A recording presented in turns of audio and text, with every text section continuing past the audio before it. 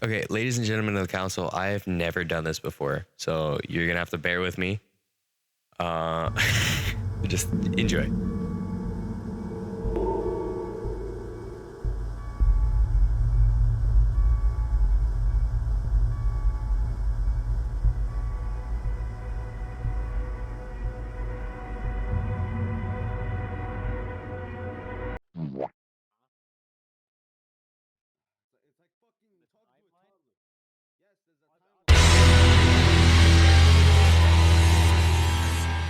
Ultrakill is one of my favorite games of all time. It mixes itself with a fan base of people who are mentally unstable to begin with and multiplies it tenfold to create this blood-filled masterpiece. One of my favorite aspects of Ultrakill is how memorable it is. There hasn't been a day in years where I haven't thought of a blue robot doing some dumb shit. So we're gonna answer the question, why is this game so fucking good? So when you first open Ultrakill, you're greeted with this already visually stimulating and dope as fuck intro sequence.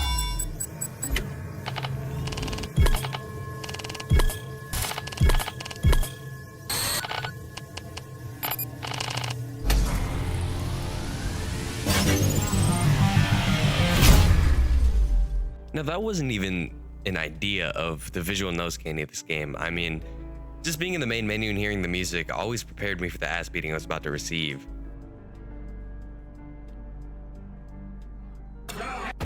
The eye candy of Ultrakill isn't the only good part about its style. I mean, the visuals in general are unique to its game, and they haven't been replicated. Let's take a look at the first layer of the game, fittingly named Layer 1.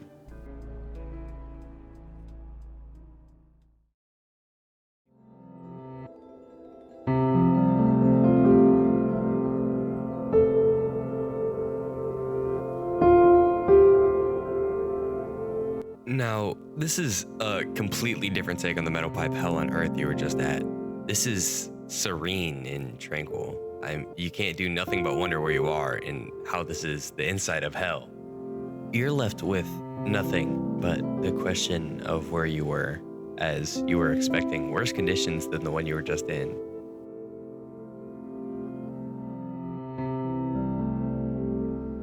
But then you remember this is Ultrakill.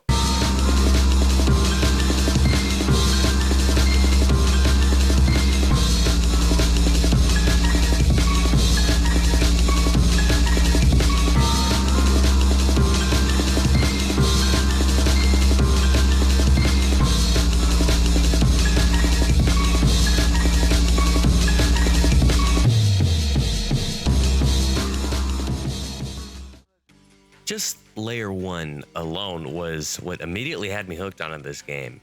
Turning something so peaceful into a PTSD-filled blood haven is something that's been done before in video games, but not quite like Ultrakill. Take Ultrakill's weapons, for example, specifically the Marksman. This weapon has one of the most unique and versatile features ever in an FPS. So let's just cover the basics of this one gun out of the 21 in the game that there are. Now, I'm going to speed through this rather quickly because my lazy ass didn't record a lot of footage for it, but this will give you a general idea of how insanely versatile this gun is. Alright, so you can throw a coin, you can shoot that coin, and each time you hit a coin, it bounces off in an enemy head and it stacks up and multiplies to the point where you can kill Minos Prime in less than 15 seconds just using coins.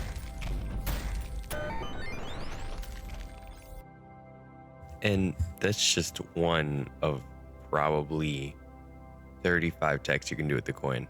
35 techs that I know, by the way. So what you just saw right there was what we call, quote unquote, dead coining and just coin multiplying. So the way you perform it is you look down or in the air if you're really cool and there's an enemy in front of you. You hit the coin in the ground, it'll bounce back up. You hit it again, and it multiplies straight up. Mind you, this is one piece of tech from who pinged me? God damn. So this is one piece of tech from one weapon out of 21. With that being said, let's move to the second layer of Ultrakill, Lust.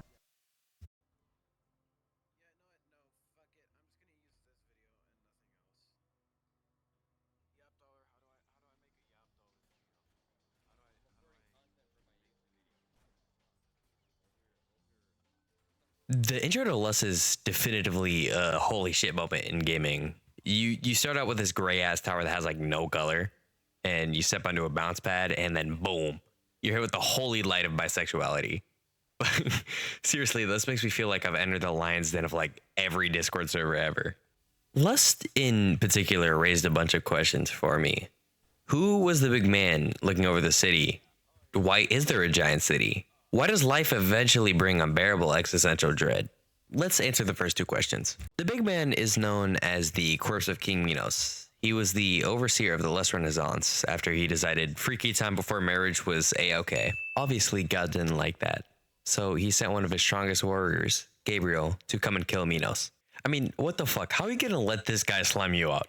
Come on. Gabriel goes and kills Minos, and with no leader, the Renaissance falls. And the corpse of King Minos eternally watches over the lair. Now that we have the lore out of the way, I can finally talk about how fucking good this lair is. This lair consists of the best content in Ultrakill, seen here.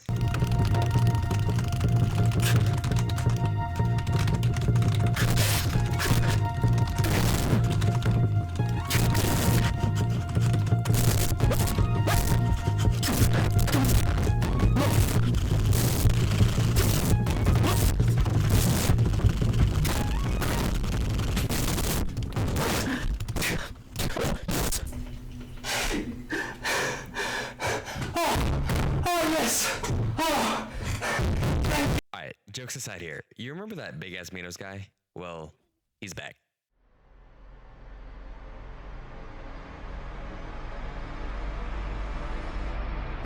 Now, this fight may look scary, but it's some bullshit. All you do is give him a couple fist bumps and then he falls asleep. This marks the end of the layer of Lust and the new layer of...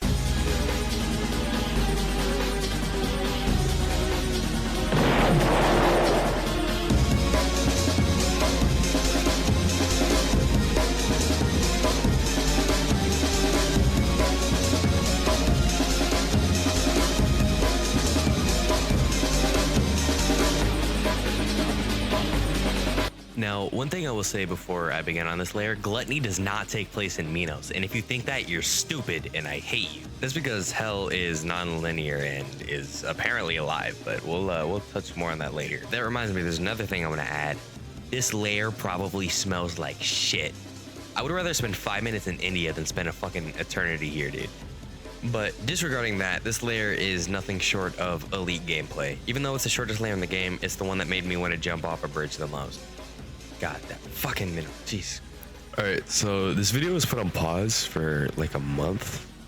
Yeah, I kind of forgot about it and I put it down, but we're back. Alright, let's talk about Minos Prime. He's a secret boss that you can only unlock by challenging yourself and getting the S rank in every single level of Act 1. Now, I say challenge, but really it's a warning. Doing the S rank is only like 5% of the difficulty, and the other 95%, you'll just have to find out. Now, I've already told you about Minos, but I'm just going to leave it there. If you want to find out why I wanted to jump off a bridge when I was fighting him, go ahead. I'm gonna keep it hidden. Just go fucking look it up elsewhere. I don't know. Now it's time to talk about the character that has 95% of the Ultrakill community failing No Nut November, and that's Gabriel, the Guardian of Hell. Now, you heard me bring him up way back in fucking Lust, which, I mean, it's a pretty fitting layer to talk about him. I mean, real shit though, throughout the game, this dude is a menace. He's like William Afton, because he's always coming back. That shit was so fucking cool. God. Alright, you know, here's his fight. Just watch that. I'll throw some Subway Surfers gameplay in there.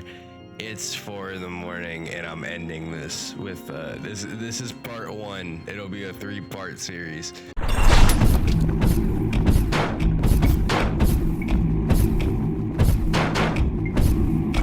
machine, turn back now. The layers of this palace are not for your crime. Turn back or you will be crossing the will of God.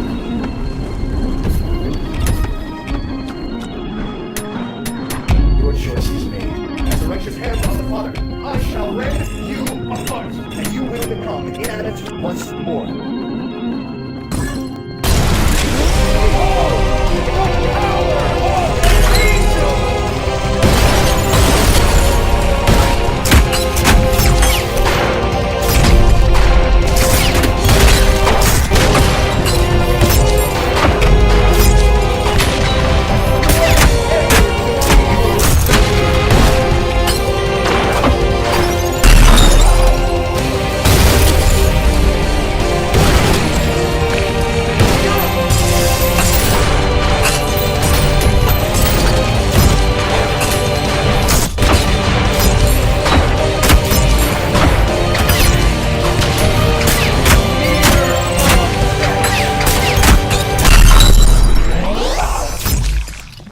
What? How can this be? Bested by this thing?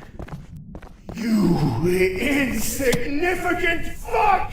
This is not over! May your woes be many and your days few. Alright, everyone, that's part 1 in the books. Part 2 and 3 coming soon. If you can't tell, I'm cheesing right now. I sound like Donald Trump. Alright, I love you guys. Thanks for watching.